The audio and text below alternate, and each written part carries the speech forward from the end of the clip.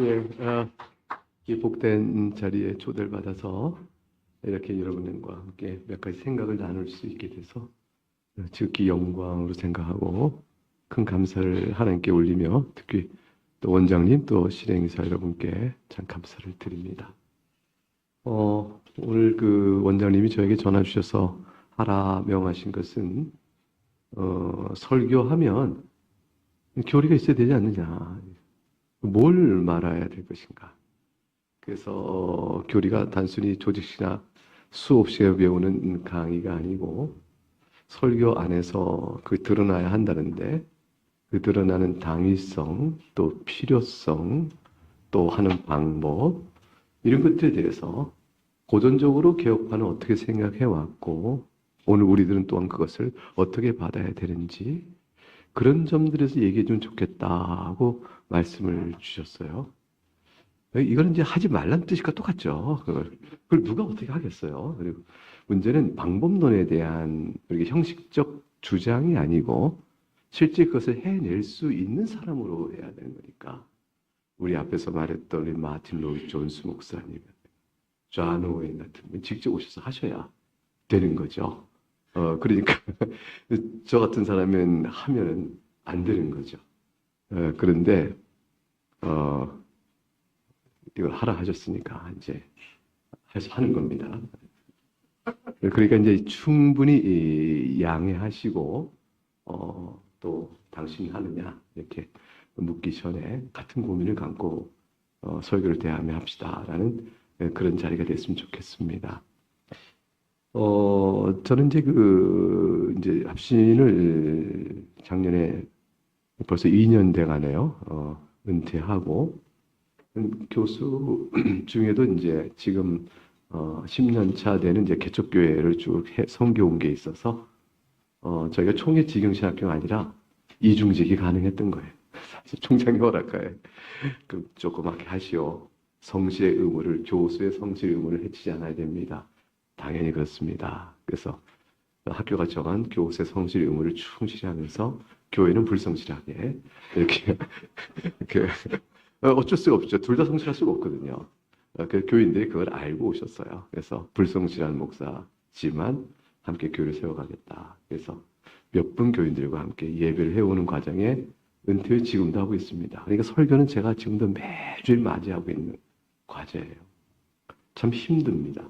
늘 간단치 않다. 어렵다. 강의는 쉽고 설교는 어렵다. 그게 지금까지 제 결론입니다. 훨씬 어려워요. 똑같은 내용인데 강의는 훨씬 쉬워요.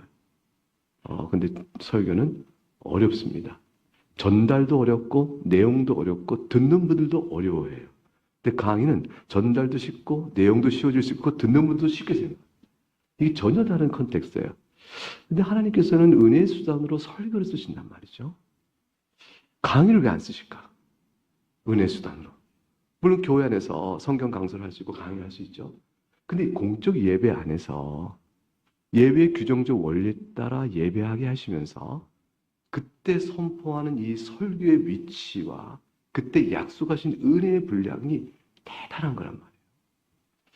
그러니까 설교란 직무가 훨씬 어려운데 근데 이 설교를 통해서 은혜를 내려주신다. 하나님의 음성을 어떻게 듣지? 요리분답에 개혁파에서 물어보면 아이들이 대답을 부모는 뭐라고 하죠? 하나님 말씀, 예배 중에 선포되는 말씀을 통해 들어요. 그러니까 사적 예배 안에서 사적 성경 읽는 가운데 주시는 은혜 분량이 있지만 공동체가 모여 하나님 앞에 예배하는 예배 안에서 하나님이 내리시는 약속한 은혜가 너무너무 크다는 거죠. 받는 내용은 각기 다르겠지만 약속된 은혜의 길은 거기에 있다. 공예배가 얼마나 소중하냐? 말할 수 없이 소중한 것이죠. 그러니까 시장바닥 같다라고 우리 서창 목사님 얘기하셨는데 예배가 혼란스러워지면 그 은혜의 줄기들이 약해지는 것이고 다른 일에 시간과 마음을 다 쏟으면 설교를 통해 받을 여지가 줄어드는 것이고 그래서 개혁주의 설교 연구원이 있어야 되는 것이죠. 이것도 우리가 환기시키는 거예요. 우리가 할 일이 뭔가 이런 것이죠. 예, 그런 가운데서 개혁파 목사님들이 설교에 대한 이해가 어땠고 그 가운데 교리는 어땠는지에 관한 간단한 정리를 제가 한 것을 여러분과 나누도록 하겠습니다. 시작하는 말은 넘어가도록 하겠습니다. 이제 76쪽에 1번 개혁교회와 목사의 설교 직무 그 부분을 보겠습니다.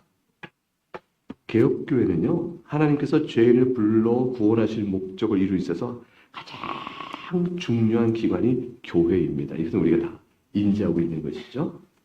교회는 어머니예요. 칼빈이 이렇게 얘기했습니다. 어머니가 태에서 잉태하고 낳고 가슴으로 먹이고 마지막에 죽어야 육체가 벗겨지고 천사같이 되기까지 우리 자신을 보호와 다스림 안에서 보호를 받지 않는다면 우리는 누구도 생명 들어가지 못한다. 나면서부터 주의 날에 이를 때까지 교회 철저한 보호 아래 있어야 한다. 이 말씀합니다. 그러면 교회가 어떻게 이 책임을 다할 수 있을까? 어마어마한 교회의 위치를 생각할 때 책임을 다하는 방법은 결국 목사입니다. 그래서 그 넷째 줄에 목사와 교사의 직분을 세울 때 비로소 교회가 이 책임을 다하는데 우리가 유명한 에베소 4장 있는 부분을 인용해 두었습니다. 그 인용 끝나는 부분에서 칼빈은 이 말씀을 근거로 이렇게 말을 했어요. 하나님께서는 우리가 교회의 교육 없이 성숙한 상태로 자라기를 원하지 않으신다. 이게 하나님 정하신 방편이에요. 그래서 교회의 교육, 하늘 교리를 선포하는 일. 이때 교리는 이제 가르침이죠. 하늘에서 우리에게 내리신 교훈을 선포하는 일은 목사에게 맡겨진 것이다. 이 책임을 생각하면 목사가 된다는 일이 참으로 두려운 일일 수밖에 없는데 위에서 그 다음 달러 넷째 줄 내려오면 신자를 잉태, 낳고 양육, 구원에 이르는 모든 교회의 책임이 목사의 직무를 통해서 이루어지므로 그 밑에 다섯째 줄 하나님께서 자신의 왕국을 확장하고 공적인 유익을 증진하기 위한 열심에 나의 영혼을 철저하게 헌신케 하셨다. 칼빈 자신이 이 목사의 직무를 겸손히 받습니다. 그래서 다음 페이지 78쪽 가게 되면 데릭 토마스라는 훌륭하신 목사님이 계시죠. 칼빈에게 있어서 순결히 선포되는 말씀과 적법한 성례는 교회 표지인데 이것들 없으면 교회가 존재하지 못한다 라고 말하면서 이 얘기를 해요. 말씀이 순수하게 설교되고 순수성 어떻게 해야 되는 것이지? 성례가 제정하신 방식대로 이것은 알려준 교회법대로 하면 될 것 같고 그런데 그 내용과 겉과 속이 문제가 되겠죠. 그렇게 되면 이 은혜의 두 가지 수단이 있으면 교회는 존재한다는 것을 의심하지 말아라. 그만큼 이러한 목사가 있는 교회는 교회로서 존재를 받지만 만일 그 반대가 된다면 교회로서 존재 가치가 상실한다는 것이죠. 그래서 14번 각주에 있는 마지막 문장이 이런 책임 범위를 많이 벗어난다면 설교는 관역에서 벗겨났으니 불법한 일이라는 얘기죠. 불법의 정의가 그거니까 죄죠. 한계를 벗어난다. 죄다. 이렇게 얘기합니다. 그러니까 목사는 위태로운 자리죠. 하나님의 말씀을 바로 선포하지 않으면 바로 죄예요. 굉장히 위태로운 자리에 있습니다. 참된 교회 이기에 요구되는 가장 중요한 표지가 말씀을 순수하게 설교하는 것은 칼빈만의 이야기가 아니고 개혁계 신앙 고백 안에 다 두루두루 이것이 반영되어 있어요. 제일 스위스 신앙 고백서, 프랑스 신앙 고백서, 제일 스코틀랜드 신앙 고백서, 벨지, 제일 스위스, 웨스트 신앙 고백서 등등등에서 다 선포되어 있습니다. 우리가 잘 친숙하는 하이델베르크 유료문답도요. 천국 열쇠가 뭔지 물을 때 거룩한 복음의 강설이요 회개를 이끄는 교회의 권징이다 이렇게 말하죠. 설교를 하나님의 말씀을 듣고 밑에 셋째 줄 신자들이 참된 믿음으로 복음의 약속을 받아들이면 죄 용서의 약속이 그들에게 선언되어지고 천국은 열리는 것입니다. 그리고 목사의 설교를 통해서 교인들이 믿음으로 반응하면 그때 천국 열리는 은혜를 받는 것이에요. 이게 얼마나 중요한지 몰라요. 그래서 웨스트 신앙고백서는 위에서 79쪽 넷째 줄에 다섯째 줄에 이 직원들에게 천국의 열쇠가 일임되었는데 이것들 덕분에 죄를 그대 누구나 사한 일을 각각 행할 권세를 이들은 갖는다. 어마어마한 거죠. 자, 그런데 문제는 참된 교회 표지와 천국 열쇠를 가는 복음 설교 사역은 목사 설교 주교수가 책임 범위를 잘 말해주는데 그 다음 달랑 넘어가겠습니다. 하나님 말씀의 순수한 강설이라고? 아니 이렇게 된다면 설교는 어떻게 해야 되는 것이지? 이 질문 앞에 순수한 강설이 되기 위한 첫 번째 조건이 있습니다. 위에서 셋째 줄 하나님 말씀을 그대로 전하는 게 순수한 거예요. 근데 하나님 말씀을 그 전달하면 제일 안전하게 순수하려면 어떻게 하면 돼요? 읽으면 되잖아요. 읽으면. 성경을 읽으면 되는 거 아니에요? 근데 설교는 성경을 읽는 걸 설교라고 하지 않아요. 성경 읽는 게 설교 아닌 까닭은요. 웨스민스터 총대들이 예배 모범을 만들면서 성경 읽기란 예외의 요소 하나를 넣고 그 다음에 설교라는 요소를 또 넣어요. 왜 구별을 놨을까? 성경 읽는 것은 그 자체로 하나의 예배 요소를 갖지만 온 회중이 하나의 말씀을 해석 없이 만나는 게 성경 읽기예요. 그러니까 회중을 모아놔서 성경을 읽어나갈 때, 그때는 성경이 다 모두 갖고 있지 않고 성경 집값이 비싸니까 그래서 모일 때 겨우 소리를 듣는 거 아닐까? 이렇게 생각하지만 사실 시대가 조금씩 지나가면서 성경책을 다 집집마다 가져요. 그러니까 읽을 수 있는데 공적 자리에서 성경을 읽는 것은 하나의 말씀을 가감없이 직접적으로 회중이 모여 하나의 백성으로 듣는 기회예요. 그래서 성경 읽기가 들어가요. 너무 시간이 길어지니까 시편을 읽고 신약의 일부를 끊어서 읽든가 이런 식으로 성경 읽는 시간들을 가졌죠. 예배의 요소 안에서 성경 읽기를 두면서 설교를 따로 분리하고 있다는 것은요. 굉장히 중요한 거죠. 설교 모자를 설명해 주는 거예요. 순수한 하나님 말씀의 강설, 순수성 줄치고 성경 읽으면 되겠네? 그게 아닌 거예요. 설교의 정의가 안 맞아요. 설교는 해석된 말씀을 전하는 거예요. 주어진 하나의 말씀을 풀어가지고 강설하는 거죠. 해석해 풀어주는 거죠. 왜냐하면 성경을 읽는다고 그 뜻을 다 헤아리지 못해요. 신구약 성경 속에는 해석학적 연결성이 다 있습니다. 아름다운 건축물의 디자인이 있듯이 거기에는 언약적 구조가 있고 그리스도 중심적 사건이 있으며 성전 중심과 가나안 땅 모든 예표와 또 실체의 관계성이 다 있으면서 이 모든 해석적 구조가 연결되어 있고 더군다나 조직신학적 질문과 같은 것들, 교리적 질문 같은 것에 대한 답들을 어떻게 찾아내야 하는지도 봐야 하는 것이죠. 아니 창세기 15장에 아브라함이 하나님의 약속을 믿음이 의롭다 하심을 받았다는 것이 로마서 4장에서 풀어지는데 너무 다른 세팅이잖아요. 로마서 4장에 오게 되면 예수 믿으면 의롭다 하는 받는 건데 아브라함은 하나님의 약속을 믿고 의롭다 하면 어떻게 의롭다 하는 받는 믿음의 원리의 공통성이 연결되는 것인지에 대한 성경 연결이 있어야 되고 이 바탕이 견고해야 교리적 구축을 살 수 있단 말이죠. 그러니까 간단한 문제가 아니에요. 이 모든 것들은 설교를 통해서 풀어줘야 되는 것이죠. 그러니까 교인은 하나의 말씀을 읽는 거로 하나의 음성을 직접 듣지만 동시에 풀어지는 강서를 통해서 하늘의 음성을 배워가는 거죠. 학습을 하게 되는 거죠. 그래서 설교는 너무 중요한 거예요. 그 순수성이라는 것은 그러면 뭐로 결정될까? 그냥 하나의 말씀을 읽는 것, 1차적으로 읽는 것으로 순수성이 결정되지 않는다. 하나의 말씀을 그러면 설교는 무엇으로 순수성을 결정할까? 이게 이제 우리가 알아야 될 중요한 책무죠.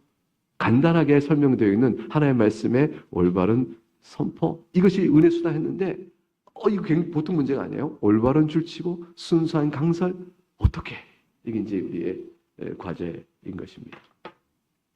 그래서 79쪽 위에 이제 첫째 단락 2번에서 맨 끝에 문장을 보면 설교 시간은 목사가 성경 강설을 통해서 말씀하시는 하나님의 시간이에요. 하나님께서 말씀하시되 수단은 목사의 성경 강설. 말씀하신 분은 하나님. 그게 설교. 그러니까 자기가 말하는 목사가 있으면 안 된다는 거죠. 설교 시간은 4시간. 그래가지고 내가 나의 말을 전한다. 이렇게 된 건 설교가 아닌 거죠. 어떻게 설교가 아니에요? 아무리 회중들이 좋아해서 설교가 아니에요. 아무리 회중들이 그래 받았다. 아무리 날개로 설쳐도 목사가 자기 생각 전하면 설교가 아니에요. 목사는요. 아주 제한된 부름 앞에 서 있어요. 본인이 설교를 마친 후에 본문에 기초한 또는 하나님 우리에게 주신 바에 대한 교훈에 일치된 말을 내가 했다 하는 확신이 자기 안에서 들어야 돼요. 내가 설교를 죽 썼다, 잘했다, 이렇게 말하는데 그다 반응 갖고 얘기하는 거잖아요. 그런 거 아니에요. 그게 아니고 하나님 앞에서 온전하게 했느냐 아니냐를 그거 판단하는데 그 판단을 스스로 하는 일을 딱 판단해주는 한 무리가 있죠. 그게 당회예요. 당회 장로님들은 당신이 오늘 하나님의 말씀을 설교했습니다. 그걸 인정해줘야 돼요. 그러지 않았다면 질문을 해야 되는 거고. 그래서 당회가 중요하다. 이게 장로님들에게 간섭한다고 생각하면 안 돼요. 장로님들은 설교 스타일이 어떠니, 말이 빠르니, 설교 시간이 좀 줄어들려니, 그런 얘기를 많이 하셔요. 그런 얘기를 많이 하시죠. 근데 당신이 오늘 하나님의 말씀을 전하셨습니다. 라는 걸 인정하고 동의하고 동감하는 그 일들은 장로의 중요한 직무죠. 영적 감독의 일이라 하는 거죠. 형 교인들만 하면서 하나요? 피차 당회원 안에 상호적인 서로 점검이 있어야 되는 것이고 그걸 위해서 장로님들에게 기본적인 성경 이해와 기초적인 교리의 체계를 잘 가르쳐놔야 하는 것이에요. 피차 간의 예배의 거룩성과 건전성을 유지해 나가는 책임을 다하는 거죠. 그게 우상을 숭배하지 말라는 제2계명의 교회론적 적용이에요. 우상을 숭배하지 말라 하니까 우리가 우상 안 만들고 예배하면 됐는데 라는 것이 아니고 우상 숭배와 관련된 예배적 요소는 다 뭐예요? 하나님께 올바르게 예배한다는 거잖아요. 하나님께 올바르게 예배하기 위해서 우리의 믿음의 선전이 예배 모범과 귀한 가르침으로 알려준 이 예배가 실제 실현되고 있을 때, 구현되고 있을 때 그걸 바라보는 온 성도가 다 기뻐해요. 그 기뻐하는 모습 안에서 이것이 그대로 대대손손 주오실 때까지 유지되고 이행될 수 있도록 하는 책임을 온 교회가 같이 져야 되는데 그 일들을 일깨워 서로 격려하는 일에 사실 당회의 역할이 있는 거예요. 그 일의 실무적인 말씀의 사역은 목사가 져야 되는 거죠. 이런 가운데서 이루어진 예배가 계속될 수 있는 거죠. 그게 제2계명의 교회론적 적용이에요. 그러니까 설교를 바로 한다는 것은 그저 목사의 직무의 기능적 측면에 대한 발빠른 걸 배우는 게 아니고요. 대형교회 한다는 식의 어떤 목적 달성을 위한 목표를 이루기 위한 실천적 방법을 배우는 것도 전혀 아닙니다. 이것이 아니라는 것을 알고 있는 상 우리들은 마음속에 큰 자부심과 위로를 가져야 돼요.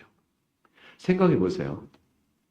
제가 어제 어느 선교사님한테 얘기 들은 건데 그분이 이제 프랑스 위근호들이 핍박받으면서 갔던 길들을 쭉 순례하는 길이 있는데 순례는 만 적지 않고 쭉 가는 길이 있는데 한 400km 된다고 그래요. 근데 그 중에 어느 한 길 가는 것에 높은 2,000m 넘는 이 산도 넘어가야 되는데 문득 눈에 들어온 들꽃들이 쫙 보였대요. 이 높은 곳에 들꽃이 있네. 참 예쁘네. 그런 순간 번뜩 떠오르는 게 누가 봐주나 저 들꽃을. 아무도 봐준 사람이 없죠. 어쩌다 자기를 지나간 사람만 한번 봐요. 그런데 누가 봐주나 항상 보시는 분이 계시잖아요. 누구죠? 예수 그리스도. 주님께서 항상 보고 계신다는 생각이 번뜩 들어오면서 영적 전선에서 단 한 명의 영혼을 위해서도 복음을 전하며 분투하는 선교사도 있고 개척하면서 개척 교인이 없어 끙끙대면서도 오늘도 주의 말씀 붙들고 살아가는 건전한 주의 동역자들이 있는데 그 동역자들이 다 들에 핀 들꽃 같아요. 아무도 안 봐주는 거예요. 찬란한 장미 꽃다발도 아니에요. 한 바람이 살랑살랑 되는 들꽃 하나 같은 것들이 있는데 전 역사 속에 보편교회 안에 흩어져 있는 영적 전선에 싸워가는 믿음의 용사들이 이렇게 들꽃처럼 다 있다. 아무도 봐주지 않는다. 누가 나를 꽃이라 인정해 주겠냐. 쉽고 외롭고 힘들 때 주님은 지금도 키우시고 보고 계시구나. 이 말을 전해줄 때 제가 무척 감동을 받았어요. 결국 설교자는 그 들꽃 같은 마음으로 오늘도 내가 하나님의 말씀을 바르게 전하고 있나. 말씀 자체에 대한 싸움 가지고 전달해야 되는 거죠. 전달해야 되는 거죠. 그래서 맨 아랫줄에 채집구죠. 하나님의 말씀을 순수하게 설교하지 않는 교회는 참된 교회가 아니다. 근데 그럼 거짓 교회냐? 이렇게 물어보는 질문이 반대로 나오잖아요. 이게 심각하거든요. 왜냐하면 순수성 줄치고 어느 정도, 어느 기준으로 판단하지? 이 질문이 나올 수 있잖아요. 그래서 80쪽에 가게 되면 어떤 설교가 하나님의 말씀을 둘째 줄 순수하게 선포하는 설교며 어떤 기준으로 그 순수성을 결정할까? 이 질문을 고려해 보면서 웨스턴 시한국서의 보이는 보편교회를 한번 보자. 그럼 뭐로 되냐면 설교가 복음을 어느 정도 순수하게 선포하는가에 따라서 참된 교회라는 바운드리에 들어올 수 있으나 순수성의 정도 차이가 있다. 그래서 이 보편교회가 때로는 더 잘 보이고 때로는 덜 보인다. 어느 한 교회가 어느 목사님 있을 때는 잘 보이고요. 목사 리더십이 바뀌었는데 흐려질 수 있고요. 흐려졌으나 목사 리더십이 바뀌어 다시 밝을 수 있어요. 교회 안에서도 그런 변화가 있을 수 있고요. 여러 다른 교회하고 비교할 때도 그럴 수 있어요. 복음의 교리가 잘 가르쳐지고 그러면 그것이 더 순수하냐 덜 순수하냐에 따라서 보편교회에도 이 차이가 있듯 예배와 설교도 차이가 있을 수 있다. 그러면 우리는 내가 설교가 어느 정도 하나님 앞에서 합당한 설교였는가를 생각하면서 발전되기 위한 애씀과 기도가 있어야 되겠죠. 하나님의 말씀을 설교한다는 말이 도대체 무슨 말이냐? 이건 가장 단순히 보이는 게 하나님이 불린 거가 표현한 말이죠. 유명한 말이잖아요. 제2스위스 신앙고백서 1장 한 단락의 제목으로 여백에 써놓은 것이 유명한 말이 됐어요. 그게 뭐냐면 하나님의 말씀의 설교가 바로 하나님의 말씀입니다. 이렇게 되어 있어요. 그래서 이제 나머지는 인용 부분이 있고요. 넘어가겠습니다. 넘어가면 그러면 위에서 넷째 줄 교인들도 마찬가지예요. 설교를 듣고 하나의 말씀으로 받는다 할 때 어떻게 목사가 선포하는 설교를 하나의 말씀 자체로 받을 수 있다는 것이냐. 이렇게 이제 교인들 입장에서는 질문이 있겠죠. 근데 이 말이 뜻하는 것은 일종의 하나님 만날 때 내가 오늘 막 개인적으로 인격적으로 하나님 만났어 이런 시간은 감정적 측면의 주관성이 있는 것이 아니고 하나님 말씀을 만났다, 들었다는 것은 객관적 판단이라는 것이에요. 이게 굉장히 중요합니다. 위에서 여덟째 줄 내려오면 하나님 말씀은 교회에서 설교되어야 하며 그러할 때 강단에 선포되는 말씀이 성경에 호소되면서 설교되어지고 성경을 해석하며 가르쳐지고 성경을 풀어서 가르치는 해설하면 객관적 기거죠. 객관성이에요. 그러면 그 선포된 설교는 하나님 말씀의 은혜의 수단이요 지위를 얻게 됩니다. 그래서 설교자의 개인적 상태에 따라서 하나님의 말씀의 권위가 부여되거나 상실되는 게 아니에요. 얼마나 설교자가 성경을 잘 풀어내서 있느냐에 따라 합니다. 칼빈도 이런 말을 했죠. 그 다음 줄 보면 시편 2편 7절 주석에서 선포된 복음을 들을 때 설교자의 입을 통해 설교자 자신들이 말하는 것이 아니라 도리어 그리스도께서 말씀하고 있다고 생각해야 한다라고 말합니다. 밑에는 이사야 11장 4절에 주의 부분에서 같은 내용을 적고 있습니다. 넘어가서 82쪽 5절을 가면 목사의 설교가 단순한 사람의 말이 아니라 하나님의 말씀이 된다라는 고백은 청교도들에게도 확인되고 있는 말이죠. 청교도 목사 존 메이어는 설교자는 하나님 이름으로 설교하는 자이며 하나님께서 하늘로부터 말씀하신 것 같다 했어요. 저는 처음에 마틴 로이 존스 목사님의 설교 녹음 테이프를 들어본 적이 있어요. 한 25년 전이 뭐야? 언제 됐을까? 옛날 30년 됐어요. 로이즈 목사님 그 설교 테이프를 그냥 테이프죠. 그걸로 들었을 때 오는 충격이 영국 액센트의 그 장엄한 음성의 메시지 톤이 우와 이거 하늘 쳐다봤어요. 정말 그때 감동이 와가지고 그래서 물론 책으로 글로 읽는 설교를 음성으로 들으니까 굉장히 달랐어요. 그래서 그 예배당 안에서 그분의 설교가 전했을 때 회중들이 어떻게 이 말씀을 받았을까? 그걸 한번 생각해 봤습니다. 지금도 인터넷 들어가면요, 로이즈 목사의 음성 설교 들을 수 있어요. 들어보셔요. 달라요. 글 읽는 거하고 또 다른 게 있어요. 설교자가 설교를 할 때 회중이 모였잖아요. 설교자의 음성을 통해 들을 거 아니겠습니까? 메시지가 하늘의 말씀을 전하냐고 계속 우리가 이해하고 있는데 이 메시지가 과연 그렇다고 되어지면요. 소리로 들리는 그 메시지가 하늘에서 내려오는 음성 같은 시각적, 감각적 감동성이 있게 되어져요. 그래서 교인들이 행동 함부로 안 합니다. 말씀 들을 때 코 후비고 뭐 이렇게 안 해요.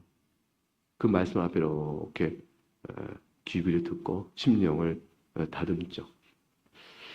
결국 이제 설교자가 강단에서 까불거나 농담하거나 스스로 가볍게 여겨서 듣는 자들도 가볍게 되어지는 것이죠. 설교자가 진지하고 하나님의 말씀 앞에 엄숙할수록 그리고 정확할수록 그렇게 할수록 듣는 자들도 하나님의 말씀을 듣는 태도가 다르죠. 이거는 훈련이 필요하더라고요. 훈련이 필요해요. 저는 잘 그런 것은 잘 못하는 가벼운 사람이라 좀 철싹거리거든요. 그래서 이게 잘 못해요. 못해서 하다가 실수를 한 번씩 해요.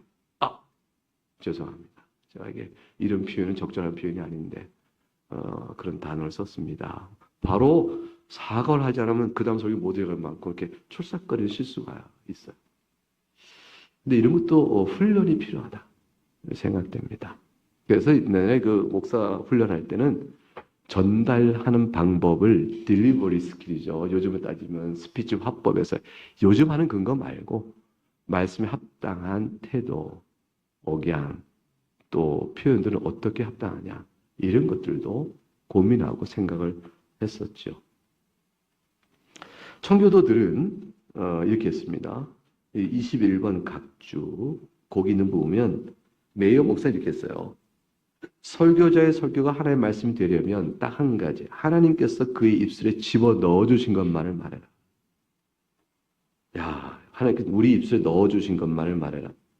다시 말하면 성경을 경외하라. 기록된 하나님의 말씀을 경외하지 않으면 하나님을 욕되게 하는 거다. 그러니까 성경을 경외하는 것이 청교도 예배의 중심이었고 성경 읽기를 할 때 약간의 강설을 할 수도 있었지만 설교에 방해되지 않을 만큼만 간단한 코멘트 정도 하면 했던 것입니다. 웨슬리 총대였던 밑에 넷째 줄 제레미야 버로우도 같은 내용에 대한 답들을 우리에게 알려주고 있습니다. 넘어가겠습니다. 대소서 2장 13절의 말씀을 버로우가 자신의 주장을 이제 이어갔고요. 동일하면서 토마스 왓슨도 같은 얘기를 했습니다. 현대에 이르러서도 그 다음 달라 설교란 같은 이해가 청교도 이해가 계속 이어지고 있는데 예를 들어 마틴 로이 존스도 그랬다. 대소서 2장 13절을 언급하면서 바울의 설교는 곧 하나의 말씀이었고 이러한 사실은 우리의 설교도 마찬가지라 했습니다. 설교자 스스로 이런 위치에 있다는 사실을 자각하고 겸비하게 자신을 세울 때만 자신이 전한 설교의 생명력이 드러나게 된다라고 말합니다. 그 목사 설교에서 로이드 목사님이 아주 싫어했던 내용 한 사례가 나오죠. 설교 초청을 받아갔는데 찬양과 기도 시간 다 쓰고 설교하라고 했는데 시간을 몇 분 주셨대나? 조금밖에 안 줘가지고 크게 이게 이러면 안 되는데 한 이제 본인의 깊은 유감을 그 책에 예화처럼 일화를 하나 넣어 놓으셨어요. 우리는 그걸 보면서 설교의 중요성이 이렇게 큰 거야. 감동을 받잖아요. 근데 똑같은 대목을 읽으면서 어떤 분은 그분 설교학 교수님이었는데 이래서 로이드 목사처럼 하면 안 된다. 이렇게 얘기하는 분이 계셔요. 똑같은 일화를 읽으면서 이래서 로이드 목사처럼 하면 안 되는 거야. 설교를 더 하고자 하는 로이드 목사님의 이 지향과 강조는 그 취지가 어떠하든지 기도와 찬양 안에 이루어지는 은혜 분량을 다 하면서 거기에 설교를 더하여 은혜를 주도록 하는 이런 탄력성 있는 관념이 필요하다. 로이즈는 옛사람이다. 예. 예. 아, 그렇군요. 네네네. 알겠습니다. 예, 죄송합니다. 죄송합니다. 좀 더 제가 노력해 볼게요. 제가 목사님 말씀하신 대로 사실은 교회에서 늘 평생 듣는 하나의 말씀이 아니고 평생 듣는 지적된 말씀이에요. 아, 왜 이런지 몰라요. 막 발음이 굴러요. 그 비음이 있고 그렇죠. 노력하겠습니다. 그게 제가 옛날에 아나운서 되면 좋겠다 했더니 우리 집사람이 단칼에 끊었어요. 당신 같은 아나운서 하면 뉴스가 안 된대요. 전달이 안 된대요. 맞습니다. 그래서 로이존스 목사님 판단은 그와 같이 하는 것은 아예 교회의 사역을 임무를 포기하는 것과 같다. 여기까지 얘기했어요. 그런데 J.I. 패커도 맡은 얘기 84쪽 맨 위에 J.I. 패커도 같은 이야기를 전했습니다. 마크 비치도 마찬가지예요. 예, 그래서 그다음 넘어가고 3번 84쪽에 개혁교회 설교와 교리에 대해서 말씀드리겠습니다. 블링거의 제2 스위스 신앙고백서의 표현에 따르면 하나님의 말씀의 설교가 곧 하나님의 말씀인 줄 어떻게 알 수 있는가의 문제가 등장하는데 설교자는 사실 보면 성경을 풀어 가르친다고 했는데 설교가 성경 해석과 내용을 전달할 때 한 개인으로서의 주관적인 한계를 갖는 거 아니야? 이 질문을 던질 수 있죠. 그래서 설교자들이 가끔 이런 얘기 하잖아요. 제가 보기에는 성경을 제 해석에 따르면 제게 겸손한 말인 것 같은데 듣는 회중의 입장에 보면 객관적 하나의 말씀에 대한 권위가 자기의 주관적 해석에 대한 정당성으로 축소되는 것 같아서 사실 저는 좀 불안했어요. 자신이 하나의 말씀으로 확실한 것을 전해야지 내가 볼 때는 다른 분이 볼 때는 다를 수 있지만 이렇게 전제하는 반응은 아니지 않을까? 책임을 져야 돼요. 설교자는요. 오늘 이 말씀이 이것입니다라고 말할 수 있는 자기 신앙 양심과 목사로서의 책임 안에서의 결정을 내리고 그 안에 서야 되는 것이에요. 이게 하나님의 말씀이다 이래야 되는 것이지 제가 보기에는 그거는 그렇게 말할 때가 있죠. 그런데 아무튼 중요한 것은 하나님의 말씀의 권위는 주관적 한계를 갖는 것이 아니고 객관적 권위를 입어야 되는 것으로 판단되는데 밑에서 셋째 줄 오늘 들은 말씀, 설교가 설계된 하나님의 말씀을 판단할 수 있는 답. 그 답은 결론적으로 밑에 둘째 줄 뭐로 되어 있죠? 교리입니다. 다시 말하면 하나님의 말씀의 설교가 성경의 말씀하고 가르치는 교훈, 즉 교리에 일치하면 그 설교는 하나님의 말씀이다 라고 판단할 수 있습니다. 두 가지 이유 때문이에요. 85쪽. 첫째는 성경 자체의 내적인 이유입니다. 성경은 본문 자체 안에 교리를 담고 있어요. 그리고 그 교리를 성경은 전달합니다. 하늘의 교리를 선포하는 게 목사의 책임이다 하고 칼빈이 말했을 때 칼빈은 성경 안에는 교리가 담겨 있다라는 사실을 전제하고 있는 것이죠. 성경 자체가 이런 얘기를 어떻게 하느냐. 대성서 2장 15절 맨 끝에 가르침을 받은 전통, 데살로니가후서 3장 6절 우리에게서 받은 전통, 고린도서 11장 2절 내가 너에게 전해준 대로 그 전통을 디모데후서 1장 13, 14절 내가 내게 들은 바 바른 말을 본받아 지키라. 내가 너에게 부탁하는 아름다운 걸 지키라. 로마서 16장 17절 너희가 배운 교훈, 전통, 내가 너에게 전해준 것, 너희가 받은 아름다운 것, 너희가 배운 교훈 전부 다 성경이 말씀하고 있는 가르침, 교리가 있다는 거예요. 이 말씀을 통하는 것이 밑에서 넷째 줄 바로 맨 끝에 교리입니다.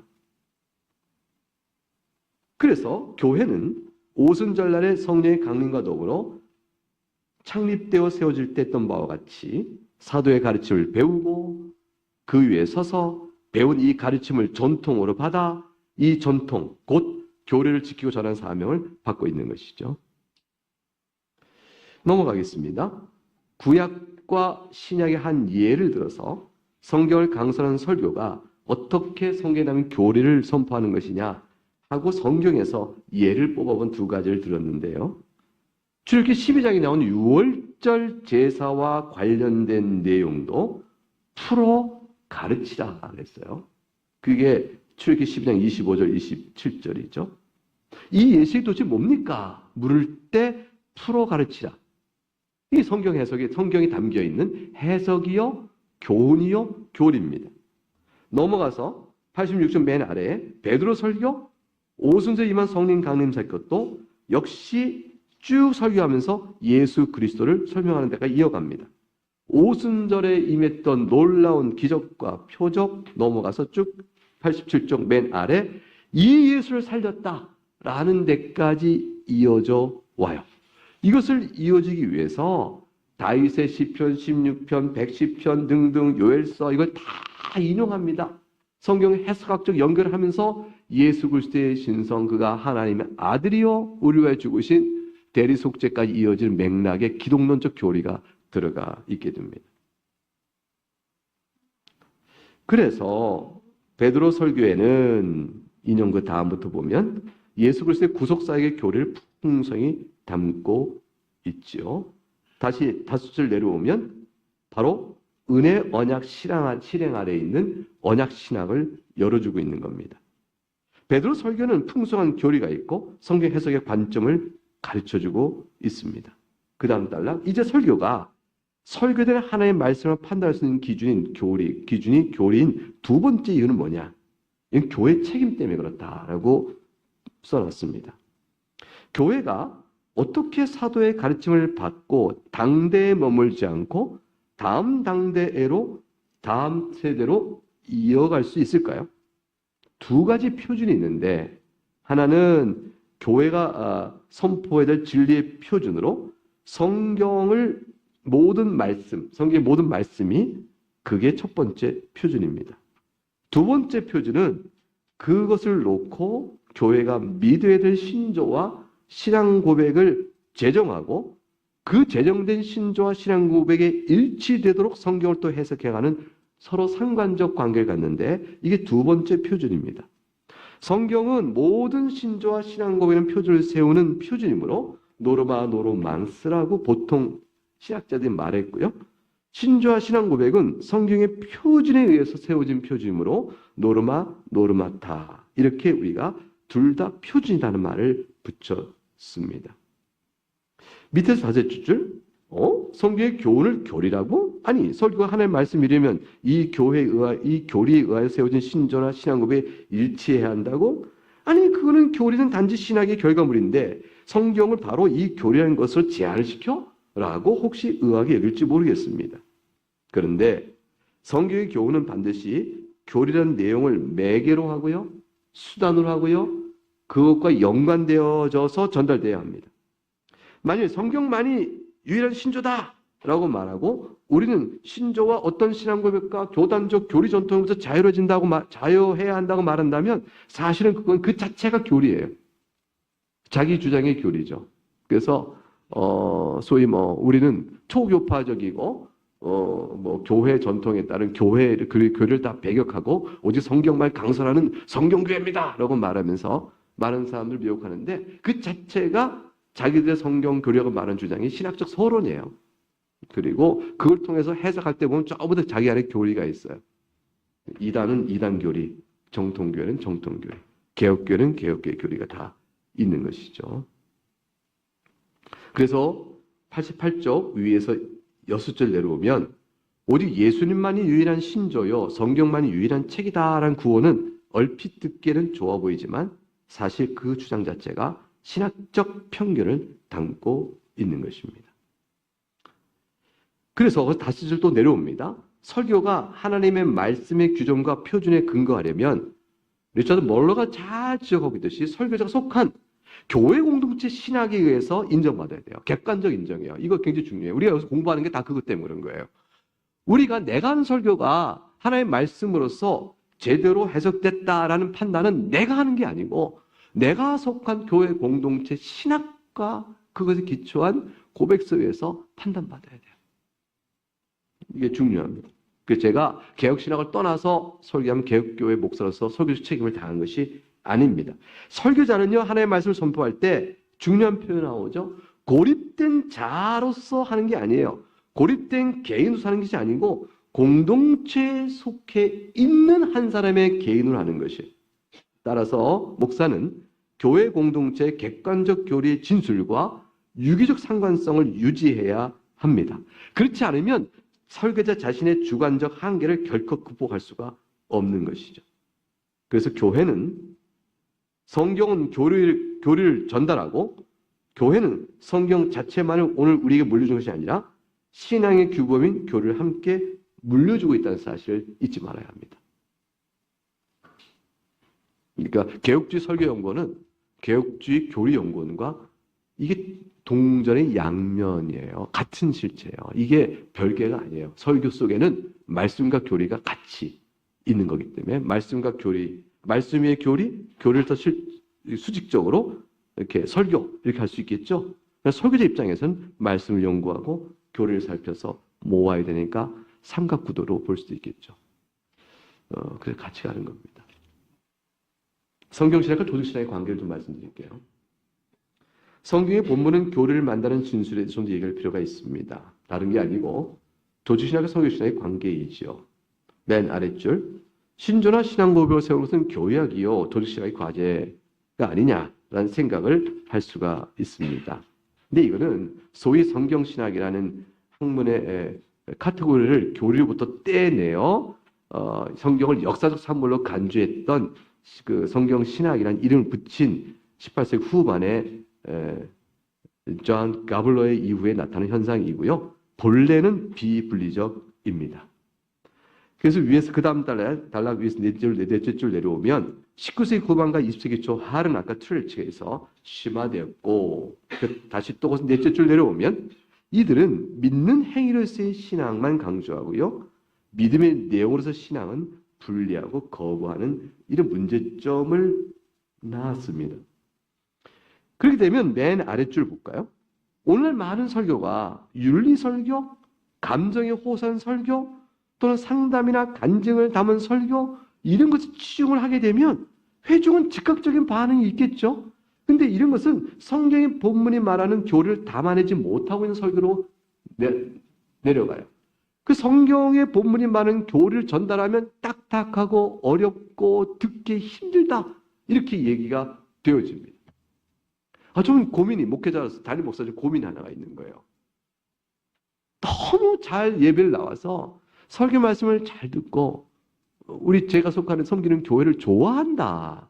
기쁨으로 여기고 있다. 이렇게 제가 확실히 믿고 있었는데 교인을 통해서 들려오는 얘기가 그분이 예배 때마다 힘들어한다. 그래서 언제쯤 내가 여기를 탈출할까 생각하는 것 같다. 깜짝 놀랐어요. 깜짝 놀랐어요. 겉보기하고 다르시구나. 왜 그러냐면 그분은 한 번도 이런 설교를 들어본 적이 없다. 설교가 어떻게 일어나? 이게 무슨 설교인가?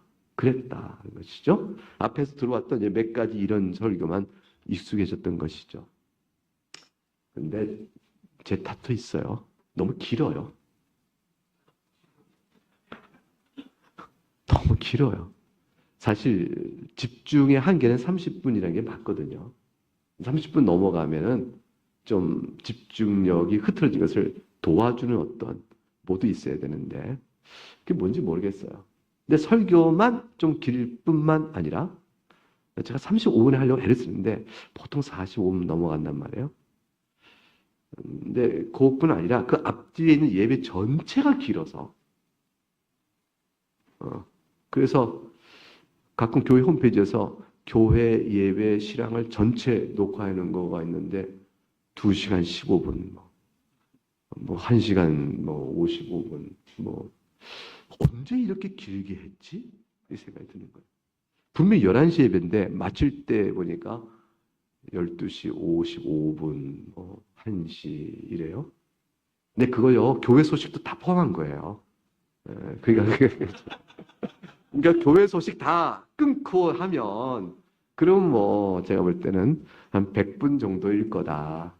이렇게 제가 생각하는데 아무튼 교회 소식은 이제 예배 마친 후에 하거든요. 강복선언 마치고 하는데 그때까지 1시간 40분 정도면 제가 만족하고 끝내요. 아, 잘 끝났구나.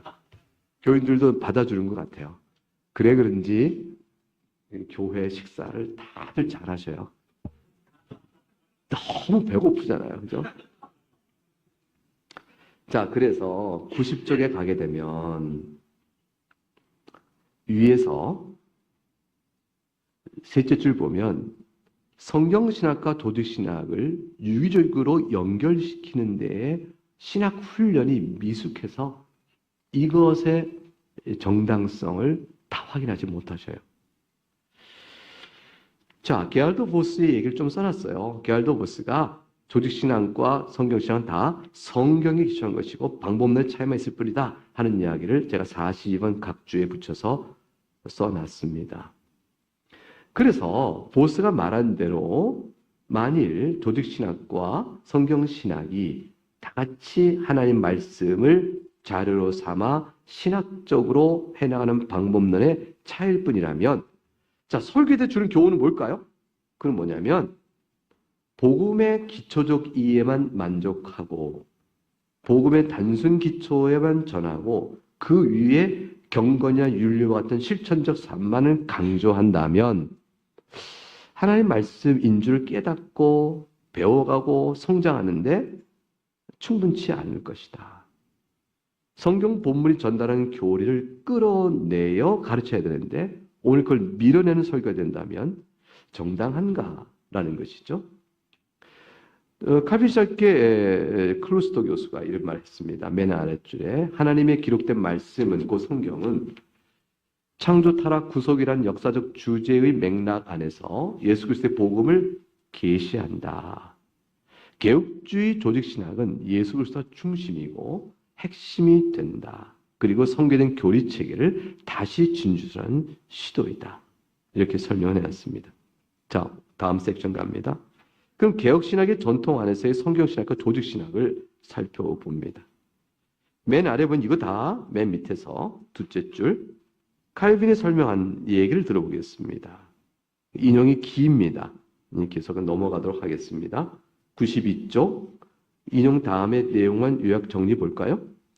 칼빈이 기독교 강요를 저술하면서 그 앞에 독자에게 드리는 글을 써놓습니다.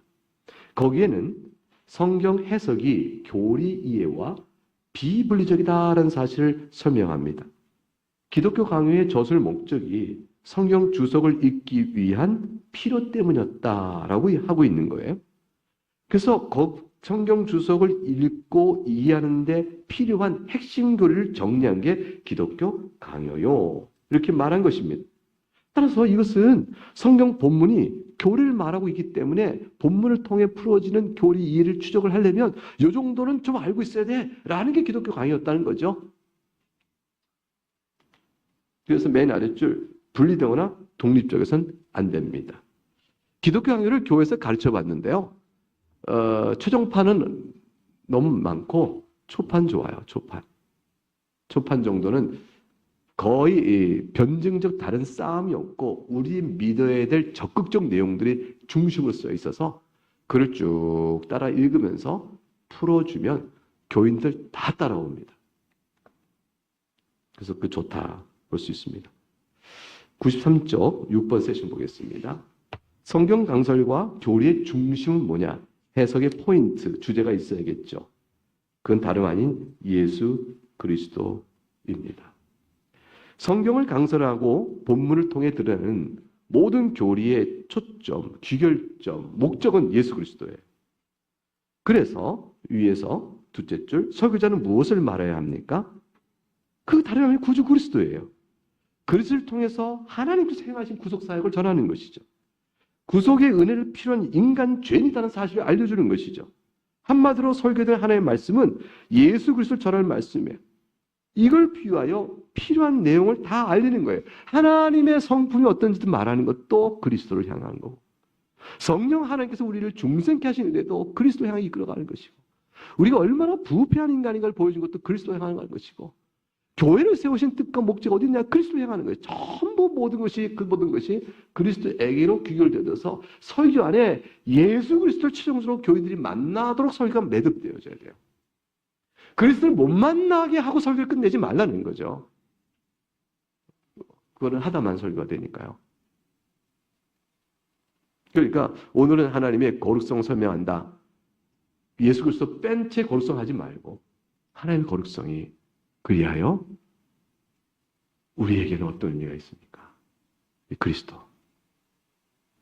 이렇게 나와야 하는 것이. 어떤 것이든지 이후에 그리스도. 안 그러면요, 율법의 멍에 앞에 다 교회가 눌려요. 용서와 사랑을 배우지 못하면 누구도 견딜 수 없거든요. 그리스도의 은혜는 그 은혜를 깨닫는 데까지 과정이 필요하지만 성도들의 설교 마무리는 은혜로 종결돼야 한다. 제가 아는 개혁파 설교는 그래요.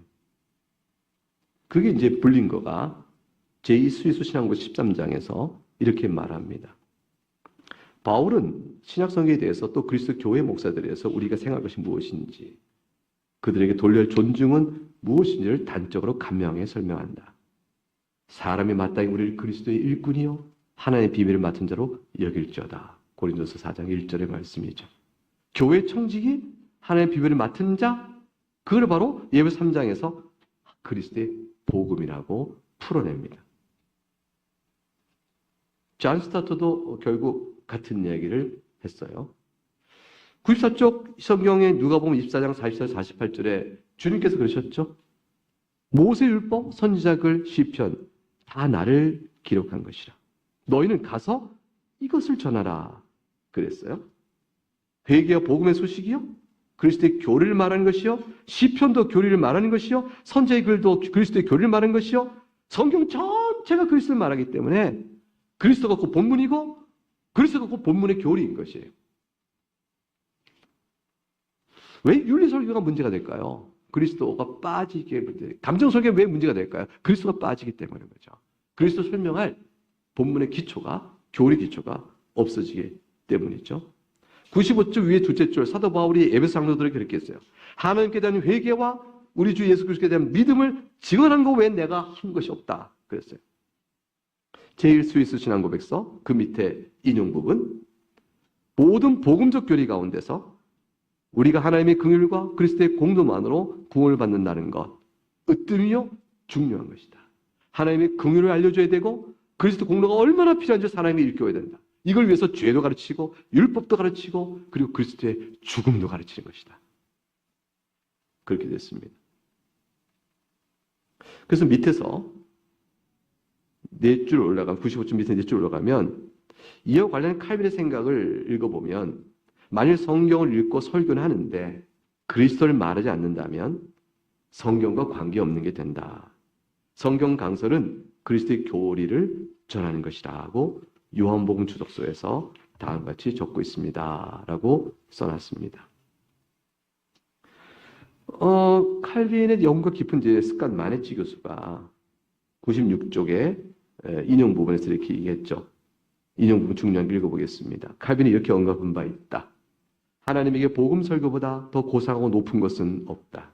왜냐하면 설교야말로 사람들을 구원으로 인도하는 수단이 되기 때문이다. 인용 끝. 개혁주의 제네바에서 여러 가지 교회 문서는 이 점을 반복해서 매우 강하게 강조한다. 기독교 목회자들은 거룩한 복음을 설교하고 하나님의 말씀을 설교하며 복음을 선포하기에 그리스도 교회에 임명되었다. 결국 뭐냐? 성경은 그리스도를 말하고 있고 성경 본문을 강설하는 것은 그리스도의 교리를 강설하는 것이므로 그리스도를 말하는 복음 설교야말로 가장 고상하고 높다라고 말한 겁니다. 요즘 현대 설교학은요, 너무 여기서 좀 거리가 멀어요. 특히 미국의 침례교 신학교 중심의 설교학의 접근법이 제가 볼 때 굉장히 아쉬워요. 좋은 점이 많이 있어요. 뭐 일반 은총 안에서 딜리버리도 많은 방법을 배우면 우리가 많은 스피치를 배울 수 있는 거니까 좋은 방법이 될 수 있겠죠. 근데 그거보다 성경 본문을 대하는데 많은 학자들이 자신 나름대로 설교 해석과 내용에 대한 어떤 관점을 자꾸 제시하는데 보니까 이와 같은 설교의 전통적 개혁교회 설교 방식과 가르침에서 너무 떨어져 있어요. 마치 전통에서 나온 설교에 대한 이해가 없이 처음으로 교회가 세워지고 처음에 설교가 뭔지를 스스로 만들어내는 것처럼 너무 안타깝죠. 왜 그럴까? 왜냐하면 전통에서 너무 단절돼 있어 그래요. 보지 못했고 듣지 못했고 배우지 못했어요. 개혁교회 안에서 잘 자란 아이들은 스스로 소명을 받아 목사가 되면요, 그 전통을 이어가요. 그래서 제가 확실하게 알거니와 학교에서 목사는 안 길러져요. 목사는 교회에서 길러지는 거예요. 교회에서 보고 배운 대로 목사가 길러지는 것이지 학교에서 안 길러져요.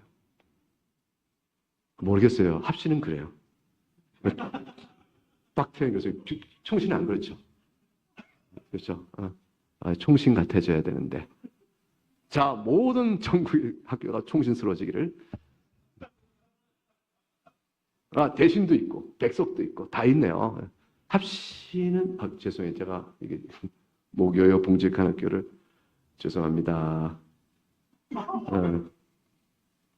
근데, 뭐, 없는 말 한 것도 아니에요. 학생들이 3년을 배웠는데, 제가 선생님, 스승이고 제자와 같은 멘토의 역할을 주는 영향력이 그렇게 없어요.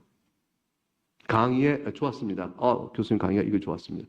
강의에 뭐 이렇게 있지만 조직시간 가르치기가 그런가 생각해봤습니다만 전반적으로 교수의 과목을 나누어 가르치면서 교실에서 자기 과목 내용 전달에 힘쓰는 것뿐이니까 학교 전체가 교회를 보여주지 못하고 있고 학교에서 한 경건회가 하나 남았는데 합치는 경건회가 비교적 인원이 적으니까 그래도 좀 잡히는 편이긴 해요. 근데 인원이 많으면 학생들이 경건회에 뭘 하는지 알 수가 없잖아요. 그러니까 배울 기회가 없는 거죠. 그 나머지는 다 어디서 배워요? 이제 신학교 왔으니까 사역자로 나간 교회에서 보고 배울 것이고 생존의 문제가 있고 기술을 배우고 꾀를 배우겠죠? 이 전통을 배워가는 목사 양성의 학습이 안 된다. 노회가 원래 목사를 기운다는 그 책임 소재가 노회에 있는 것은 교회에 있다는 뜻이거든요. 그래서 이건 못 배우는 겁니다. 그래서 설교학적 모든 노력과 학문의 관습과 이해가 제가 볼 때는 분리되어 있다. 유리되어 있다. 있습니다. 베자가 97쪽에 인용된 부분이 있습니다. 5분 남았습니다. 베자 인용 부분이 있습니다. 위에서 셋째 줄 볼까요? 넷째 줄. 제네바 교회 목사들 가운데 특별히 베자의 다음 글은 우리 논점을 더 확실히 강화시켜 줍니다. 복음이 성경의 어느 한 특정 구절에만 있는 것이 아니라 성경 전체에서 그리스도를 말하는 것이 다 복음이다. 라고 베자가 쭉 글을 써놨습니다. 자, 지금까지 우리는 제일스 스위스 선양국에서 칼빈, 베자 쭉 들어오면서 도르트 총회를 넘어가 볼까요? 98쪽 중간 단락의 셋째 줄. 도르트 총회도 뭐라고 말하고 있냐면 그 인용 부분 위에서 셋째 줄. 설교에 대한 직접적인 교훈을 인용하여 살필 수는 없지만 결론 부분에서 제시한 권면은 목사에게 기다리는 설교가 뭔지를 충분히 알려주는데 총회는 동료 목사들에게 인용 부분이 있습니다. 교회에서 신실하며 경건하게 이 교를 다루니 몰두하기 권한다. 교리는 말이나 글로써 하나님의 이름의 영광과 삶의 거룩함과 혼란스러운 영혼의 위로에 적용하기를 권한다. 이때 성경을 신앙 유비에 따라 생활 뿐만 아니라 또한 말을 또한 하고 요컨대 성경의 참된 의미, 한계를 벗어나 모든 말의 표현을 금하기를 권한다.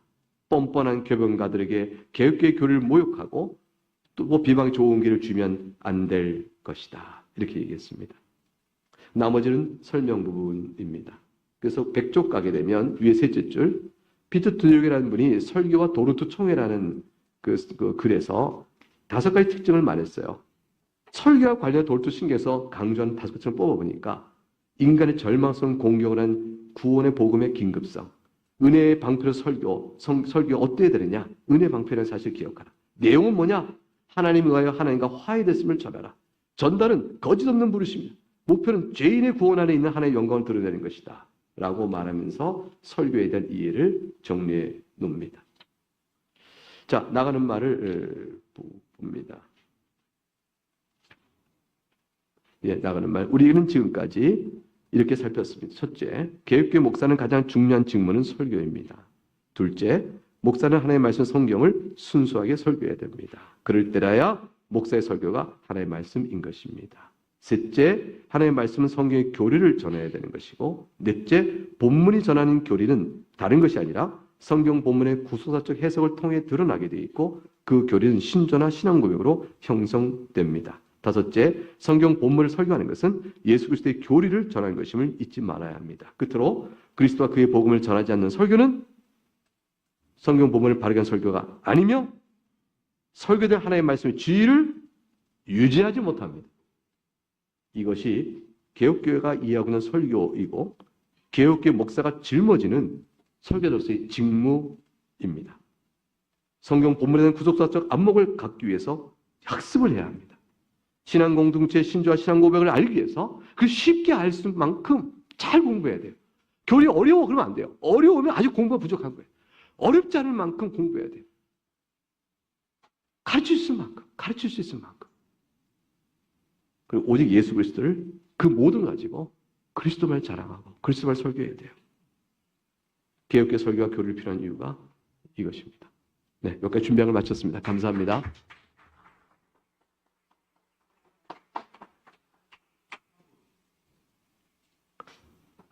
늘 질문 없으세요? 예. 아주 재밌게 들었습니다. 감사합니다. 예, 공감도 많이 됐고요. 이제 우리 개혁교회의 설교의 특징을 너무 잘 말씀해 주셨는데, 이제 우리가 모두 함께 좀 고민해 볼 부분이 있을 것 같습니다. 그게 뭐냐면, 이렇게 잘 정연된 이제 설교를 하게 될 때에, 이제 우리의 내면 속에서 이런 생각들이 있는 것 같아요. 개혁 신학에 근거한 설교를 잘 하는 거 되게 중요한데, 아까 이제 우리 로이드 존스 목사님의 강연도 들었는데, 보통 이제 우리 한국 교회에서는 설교를 이해할 때, 아까 뭐라 그랬죠? 불타오른 논리, 그죠? 가슴을 뜨겁게 하는 그런 역사. 그래서 이제 한국 교회는 이제 성령의 그런 역사들을 많이 강조하다 보니까 이제 개혁교회에서 전달되어지는 설교가 내용적으로나 본문적으로나 성경적으로는 참 맞다 이렇게 인식을 하는데 왜 그것이 뜨겁지 않은가? 다시 말하면 회중과 청중의 그 마음을 왜 뜨겁게 하지 않는가라고 하는 이제 이런 어떤 약간의 인식이 있어요. 제가 볼 때는. 그러다 보니까 어떤 그 교리나 신학에 대해서 충실하지 못한 경우가 되면 이제 이 두 사이를 이 갈등의 구조로 생각해서 어떻게 보면은 좀 그 설교의 그 길을 찾지 못하는 그런 분들도 좀 있습니다. 특별히 이제 이게 우리가 그 부흥주의를 생각하게 되면 자꾸 이제 그런 것을 갈등적 요인으로 생각할 수도 있는데 이런 부분에 대해서 교수님은 어떻게 좀 답변해 줄 수 있는지. 그 질문 해결하셨죠? 저는 해결이 좀 됐습니다. 그러셨죠? 예, 그 솔리대학 글로리아 교회 교인들은 안 그렇죠? 예, 저희는 뭐 그래요. 안 그래. 햇볕 있나요?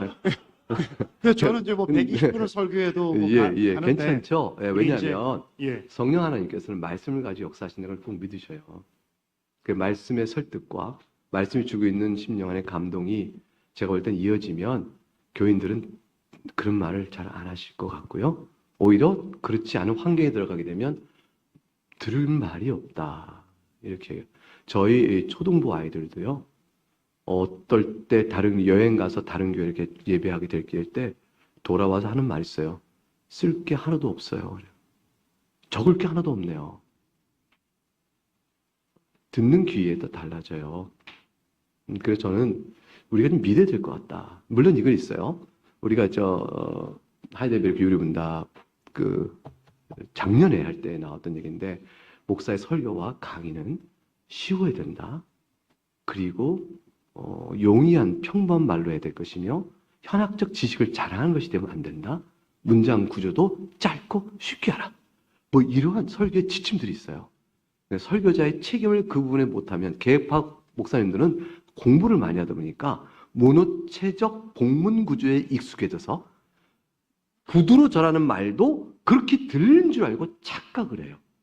저희 집사람이 저한테 해준 말이 있어요. 여보, 당신 설교 어렵지 않아요? 아, 그렇지. 그랬더니 아니, 문장을 짧게만 한다면. 왜 길게 세 줄을 한 문장으로 말해요? 그걸 자르세요. 자르면 누가 그 말을 못 알아들어요? 은혜의 말씀인데. 그것 때문에 지금까지 훈련받고 있어요. 그리고 이 뜨거운 것을 박태환 목사님 교수님께서 다음에 체험적 설교 뭐냐, 개혁파에 이걸 가지고 이제 다음에 강의를 준비하셨거든요. 기대하시기 바랍니다. 예, 감사합니다. 예? 제가 기도하고 마치겠습니다. 하나님 아버지 감사합니다. 설교는 저에게 주어진 과제인데 늘 힘에 겹습니다. 좋은 설교를 잘하기 위해서 믿음의 선진들이 보여줬던 교훈을 따라가는데 우리 노력도 필요하고 은사도 필요합니다. 그러나 방향을 우리가 알고 있사오니 엎드려 구하올 때에 성령께서 우리를 사용하실 줄 믿습니다. 듣는 회중들에게 말씀을 듣는 자세를 열어주시고 전하는 우리들이 과연 하나님의 말씀 전하는 자로 설교자의 직무를 잘 감당되어 저희들에게도 붙들어 주시옵소서. 이 모든 걸 통해 오직 하나님께 영광이 되기를 원합니다. 감사하고 예수님 이름으로 기도합니다. 아멘.